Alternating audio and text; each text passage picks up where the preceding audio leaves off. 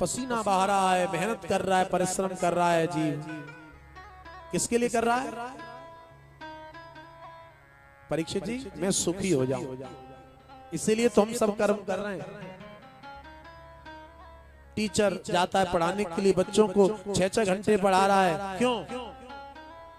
मैं इस कर्म से सुखी हो जाऊं। कोई ड्राइवर गाड़ी चला रहा है, रात भर जगता है, क्यों जग रहा है? मैं सुखी हो जाऊं। कोई माँ अपने बच्चे को बड़ा कर रही है, परिश्रम कर रही है, क्यों कर रही है? ये बालक बड़ा होगा तो मैं सुखी हो जाऊंगा। घंटों घंटों बालक पढ़ते हैं, क्यों? एक ही काम है उसके पीछे, एक ही सोच है उसकी कि मैं पढ़ लूंगा तो मेरी नौकरी लग जाएगी, और नौकरी लग जाएगी तो क्या होगा? मैं सुखी हो जाऊंगा। विदुर जी कहते हैं, मैत्री मुनि, दुख इस बात का है कि हर व्यक्ति सुखी होना चाहता है। सुखाय कर्माणि, कर्म करता है, नाना प्रकार के कर्म करता है, भाग रहा है, दौड़ रहा है, कहां से कहां भाग रहा है, किसके लिए? मैं सुखी हो जाऊं। न तई सुखम बान्य दुपारमवा,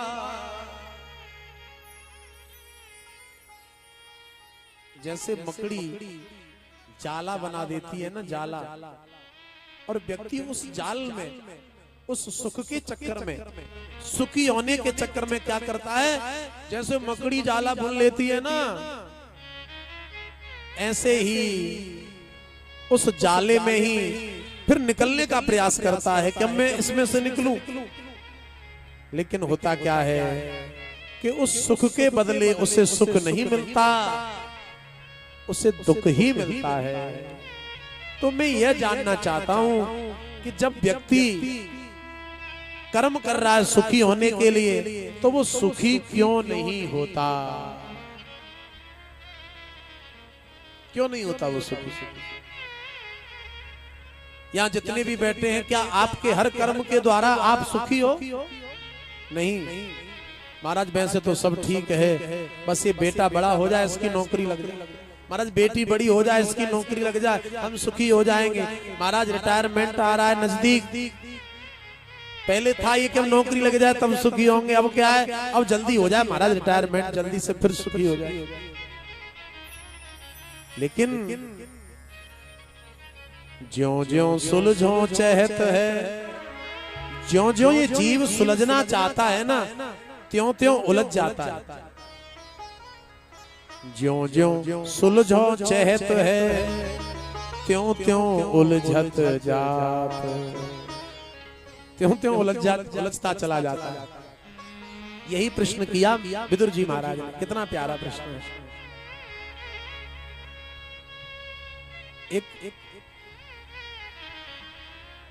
व्यक्ति गुरुजी के पास आया, गुरुजी मुझे मंत्र दे दो, मैं सुखी हो जाऊं, मुझे कोई ऐसा बताओ कि मैं सुखी रहूं। तो गुरुजी बोले, अगर सुखी होना चाहता है ना तो एक काम कर। क्या? बोले, मैं तुझे मंत्र दे रहा हूं और सबसे अलग रहना, और देख कुछ मत जीवन में लेने की कोशिश करना। मैं तुझे 2 लंगोटी देकर के अपना चेला बना रहा हूं, मैं तुझे 2 लंगोटी दे रहा हूं बस, और भजन करना। मैं 1 वर्ष के बाद आऊंगा, 2 वर्ष के बाद आऊंगा, फिर मुझे पता लगेगी कि तुम कैसे रहे, तुम्हारा जीवन में कैसे तुम्हें सुख मिला। ठीक है गुरुजी, 2 लंगोटी दे दी। बोले, 1 पहनना 1 सुखाना, 1 पहनना 1 सुखाना, भगवान का भजन करना, मंत्र का जाप करना। स्नान किया, लंगोटी सुखा दी। अब जिस कुटिया में झोपड़ी में रहता था ना, तो उसमें चूहा आ गया एक दिन। क्या आ गया? चूहा। और चूहा ने क्या किया? लंगोटी को काट लिया। प्रेम से बोलो राधे राधे। लंगोटी को कुतर दिया। अब एक ही लंगोटी, अब क्या करें, बड़े परेशान। तो सोचा गांव पास में ही है, तो वहां से कोई कपड़ा मांग के ले आऊं, लंगोटी बना लूं उसकी। गांव में पहुंचा। अरे महात्मा जी आओ आओ, क्या सेवा करें? अरे बोले एक लंगोटी थी, चूहे खा गए, कोई कपड़ा है? तो गृहस्थी लोग रहते थे गांव में, एक गृहस्थी ने दे दिया कुछ मीटर कपड़ा, बोले ले जाओ। लेकर के उसकी लंगोटी बना ले, फिर सुखा दी, लेकिन चूहे तो चूहे उसको भी काट दिया, और लाए उसको भी काट दिया। अब गांव में पहुंच जाते हर 2-3 दिन बाद, बोले हमारी लंगोटी चूहा खा जाता है, कुछ कपड़ा दे दो, फिर लेके आते कपड़े। गांव वाले परेशान, बोले महाराज हमारे भी तो काम है कि तुम्हें कपड़ा ही देते रहें, कब तक कपड़ा देंगे आपको? आपकी तो हर कपड़ा चूहा खा जाता है। तो एक काम करो, बोले क्या?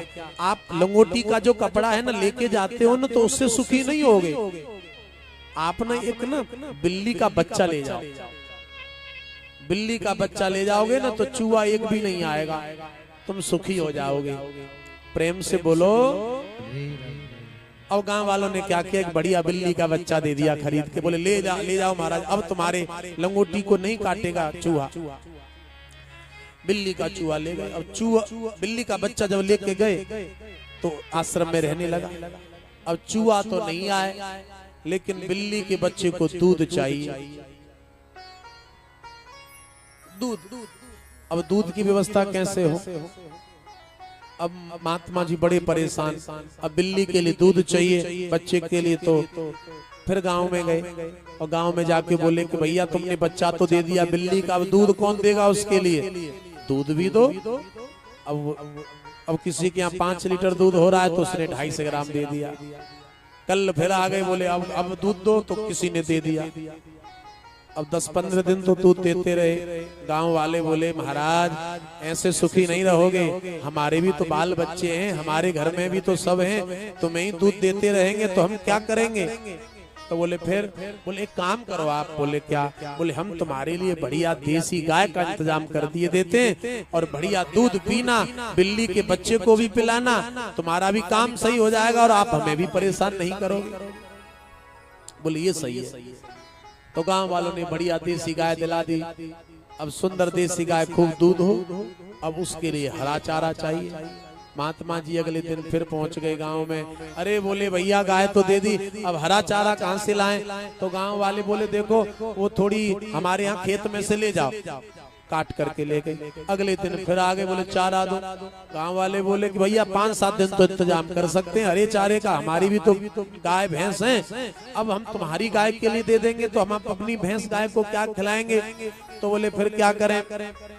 तो बोले काम करो। क्या? बोले हमारे गांव में पंचायत की जगह है ना, तो वो 2-4 बीघे हम खेत तुम्हारे नाम कर दिए देते हैं ना, तो उसमें हरा चारा करो, गैया को खिलाओ, कम से कम हमें परेशान तो नहीं करोगे।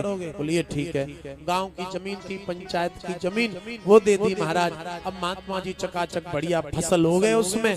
अब लेकिन फसल तो हो गए, अब काटने वाले, अब अकेले महात्मा जी बड़े परेशान गांव में पहुंच गए। अरे भैया गाय दिला दी, फसल काटने के लिए कोई 1-2 आदमी तो नहीं होगा। बोले फिर क्या करो? बोले आप सहारा दो।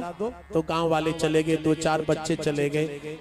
बोले महाराज कब तक तुम्हारी खेत को रखाएंगे, हमारे घर भी तो काम है। तो बोले फिर? बोले काम करो आप महाराज। बोले क्या? बोले हम आपका विवाह करा देते हैं और तुम्हारे 2-4 बच्चे हो जाएंगे तो तुम्हारी फसल भी देखेंगे, तुम्हारी गैया भी देखेंगे, और आप हमें तो परेशान नहीं करोगे, हमारे भी तो घर काम है। बोले ये सही। विवाह करा दिया, बहू आ गई घर में। 2-4 वर्ष में क्या हुआ कि 2-4 बच्चे भी खेलने लगे। और एक दिन घूमते घूमते गुरुजी आ गए। प्रेम से बोलो राधे राधे। और गुरुजी आ गए और गुरुजी ने देखा,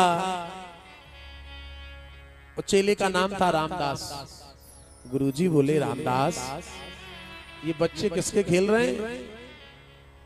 आहा रामदास ये सब गाय, ये हरा चारा, ये खेत, ये सब क्या है? गुरुजी ने सोचा शायद गांव वालों के बच्चे खेल रहे होंगे।